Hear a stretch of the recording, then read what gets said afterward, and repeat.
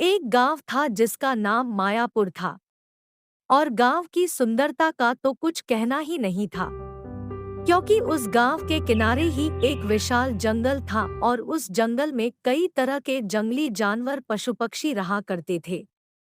एक दिन की बात है कि एक लकड़हारा लकड़ियों को लेकर जंगल के रास्ते से अपने गांव की ओर जा रहा होता है। तभी उसे अचानक एक रास्ते पर शेर मिल जाता है और उस लकड़हारे से कहता है, देखो भाई, आज मुझे कोई भी शिकार सुबह से नहीं मिला है और मुझे बहुत तेज भूख लगी है।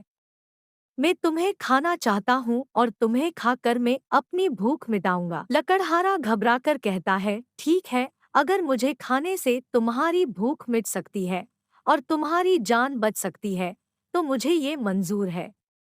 लेकिन उससे पहले मैं तुमसे कुछ कहना चाहता हूँ। शेर कहता है, कहो। तुम तो भैया अकेले हो और तुम्हारे कर किसी की जिम्मेदारी भी नहीं है, परंतु मेरे घर पर बच्चे बीवी भूख से व्याकुल हो रहे, इस कारण मुझे यह लकड़ियाँ बेचकर घर पर भोजन लेकर जाना होगा।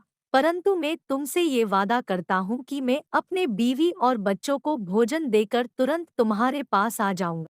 तभी शेर बड़ी तेज हंसते हैं और कहता है कि तुमने क्या मुझे पागल समझ रखा है?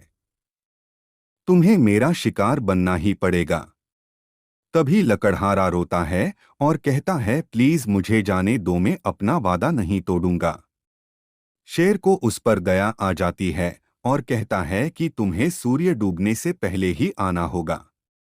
लकड़हारा कहता है, ठीक है। जब लकड़हारा अपनी बीवी और बच्चों को भोजन देकर शेर के पास वापस आया तो शेर प्रसन्न होता है और कहता है, तुम्हें मारकर मैं कोई पाप नहीं करना चाहता।